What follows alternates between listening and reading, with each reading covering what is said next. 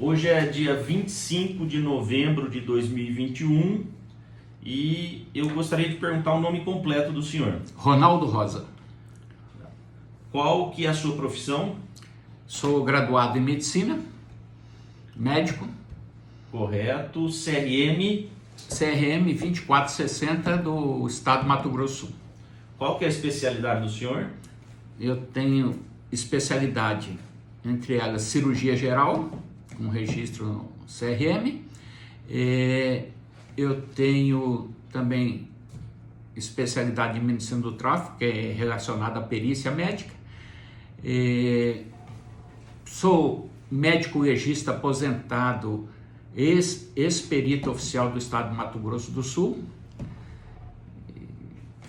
Correto. Hoje não estou militando mais na perícia médico-legal. Correto. Quantos anos o senhor foi médico legista do estado? Do estado, 26 anos ativos. Trabalhando no Instituto Médico Legal. Em Campo Grande. Correto. Perfeito. O senhor analisou os autos em que figura Cristiano Luna de Almeida como réu e Jefferson Bruno Gomes Escobar como vítima? Sim, conforme o requerido da parte, sim, analisamos a documentação, o laudo pericial da perícia realizada no Instituto Médico Legal. Correto. O senhor chegou a elaborar um parecer técnico escrito? Sim, elaboramos. O senhor analisou o exame necroscópico e as imagens das câmeras de segurança lá da boate? Sim, tivemos acesso ao conteúdo do laudo da perícia necroscópica e também tivemos acesso à dinâmica, né, o vídeo do fato, da ocorrência, né, no fato. Correto. O exame necroscópico, ele aborda como causa da morte a insuficiência respiratória aguda e faz referência a um possível pneumotórax. Eu queria que o senhor explicasse para nós o que é o pneumotórax. Tá. O pneumotórax é uma resultante de uma lesão a nível pulmonar. O que acontece? Há uma alteração da fisiologia normal da respiração. Por quê? É quando você tem um escape, pode ser sequela de um trauma, do ar dos alvéolos do pulmão para o espaço virtual das pleuras, né? Porque todo pulmão ele é envolto por uma membrana dentro da cavidade torácica. Quando há um escape para fora do parênquima do pulmão, esse espaço virtual ele começa a ser preenchido pelo ar que está escapando dos alvéolos do pulmão, e com isso esse espaço, esse neoformado, ele vai expandindo e isso vai alterar a dinâmica, a fisiologia respiratória. E isso comprime o pulmão?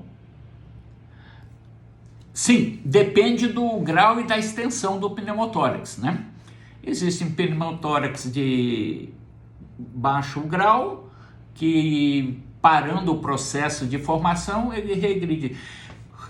Normalmente, sem precisar talvez até de uma terapêutica mais importante. Mas quando persiste o processo de escape do ar dos alvéolos para esse espaço entre as duas pleuras, e essa pressão vai aumentando, tomando todo o espaço que seria primariamente do pulmão. E o pulmão vai sendo rechaçado, ele vai sendo empurrado contra o mediastino, que é a parte que divide o pulmão direito e o pulmão esquerdo. E com isso ele perde totalmente a sua eficácia ou a sua capacidade de troca gasosa. E o pneumotórax hipertensivo, eu pergunto isso para o senhor porque o exame necroscópico faz menção expressa a esse termo. Sim, ele faz essa referência técnica que foi observado na perícia em função das características observadas, ou seja, durante a necropsia, esse pulmão estava completamente colabado. Isso só ocorre quando há um excesso de pressão na cavidade formada, neocavidade, pela expansão do escape desse ar. Então, isso caracteriza um pneumotórax hipertensivo, ou seja, o ar só escapa para o espaço e vai comprimindo o pulmão, e o pulmão perde a capacidade funcional dele. Ou seja, o pneumotórax hipertensivo, se não for corretamente tratado, pode levar à morte. Mata a pessoa. Sim, por insuficiência respiratória. Um desequilíbrio na dinâmica da função respiratória. Correto. E qual é o tratamento ou a conduta de emergência a ser tomada diante de um paciente em pneumotórax hipertensivo? Tá. Antes eu vou fazer uma pequena observação. A detecção da possibilidade de um pneumotórax hipertensivo é clínico. Correto. O profissional médico faz esse diagnóstico clinicamente. Não estou falando o leigo, estou falando o profissional médico. Ele não precisa de complementos, não precisa de raio-x, não precisa de nem o exame adicional. O próprio exame clínico já permite o diagnóstico de um pneumotórax hipertensivo. Pneumotórax hipertensivo é uma urgência, urgentíssima. Se nada for feito, o resultado é fatal. A primeira conduta que tem que se fazer num caso de pneumotórax hipertensivo é a descompressão imediata. Descomprimir essa cavidade torácica para liberar novamente a expansão do pulmão, que está sendo do lado que está sendo afetado, para ele voltar a ter seu funcionamento normal. Como que se descomprime isso? Fazendo uma solução, um pertuito, comunicando esse espaço que está hipertenso com a parte externa, com o meio ambiente. Como você faz isso? Através de uma secção, de uma comunicação do meio externo com o meio interno da caixa torácica. Pode-se usar uma agulha de grosso calibre entre os arcos costais, isso descomprime, e não havendo possibilidade nenhuma, qualquer instrumento cortante possibilita de imediato essa descompressão. Isso salva a vida da pessoa. Correto. O exame necroscópico aqui nesse caso, ele também aponta uma fratura de arcos costais. Sim, está constatado isso. A fratura de arcos costais, geralmente, me corrija se eu estiver equivocado, decorre de um trauma. Sim, não é? Sim, resultante de um trauma. Com certeza. A pergunta que eu faço para o senhor, o pneumotórax hipertensivo, ele pode ser secundário à fratura de arcos costais? Sim, um dos mecanismos, sim, é uma lesão da pleura por um fragmento de uma fratura de arco costal, sim, pode propiciar inflamação. O senhor poderia explicar como que funcionaria mecanicamente o mecanismo de formação do pneumotórax? Exatamente. Relacionado à fratura? Secundária à fratura. Sim. Porque o arco costal é uma estrutura óssea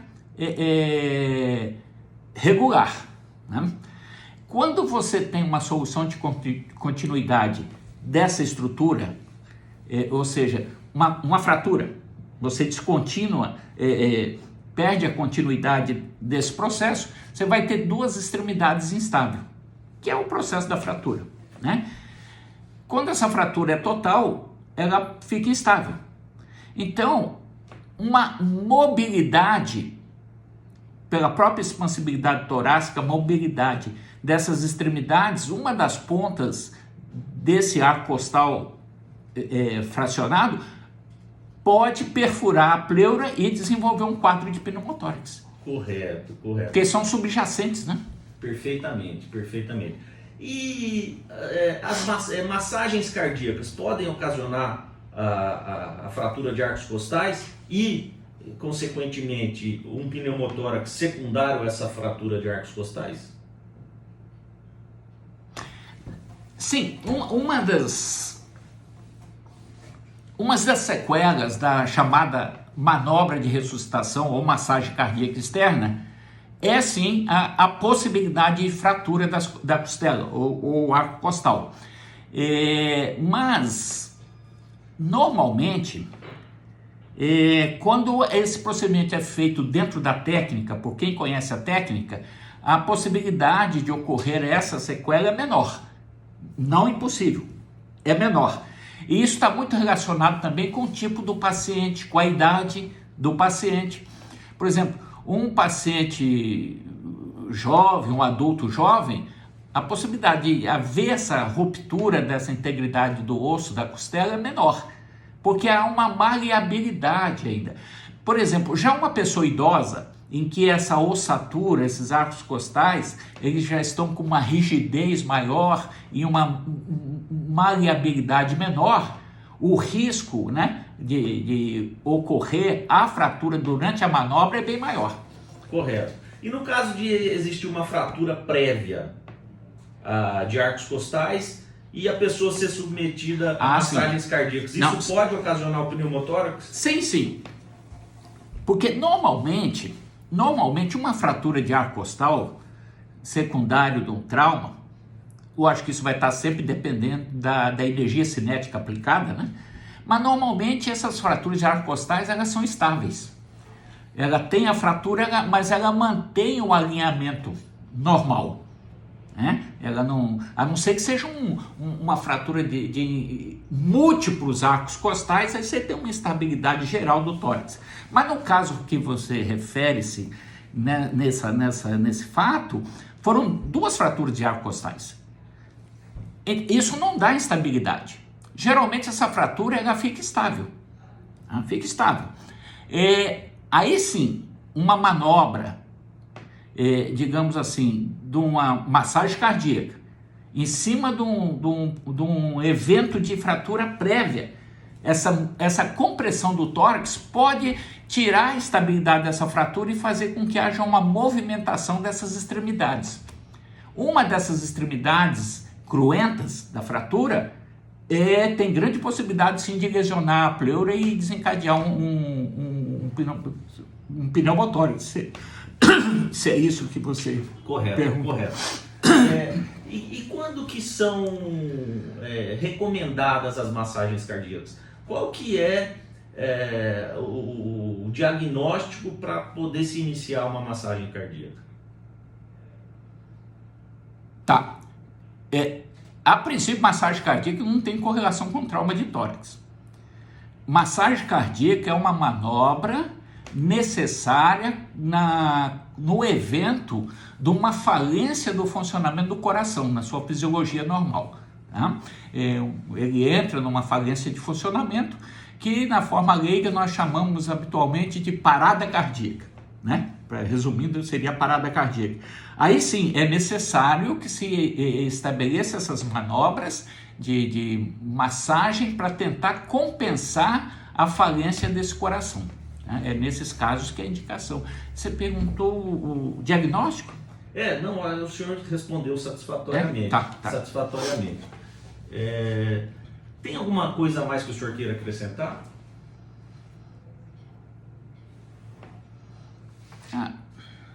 Não, talvez na massagem seria somente o risco da prática da mesma por quem não tem um conhecimento técnico. Correto. Okay? Que aí, lembra quando nós falamos da fratura, da possibilidade de fratura dos arcos costais? Dependendo da idade, ou se já tem uma lesão prévia, essas possibilidades. Quem tem um treinamento técnico tem maior capacidade de prevenir a possibilidade desses eventos. Correto. Então, eu acho que o risco maior é quando essa manobra é feita ou realizada por quem não tem um treinamento adequado. Não sei se... Perfeitamente. Em relação à manobra cardíaca, seria só essa observação. Correto, doutor. Eu agradeço os seus esclarecimentos e nós vamos juntar esse vídeo com essa entrevista nos autos do processo. Sem problema. Pergunta ao senhor se há autorização. Sim, está autorizado, porque inclusive o que me foi perguntado aqui está explícito, foi exarado num parecer que me foi solicitado. Tá? Corretamente. Muito obrigado. Agradeço.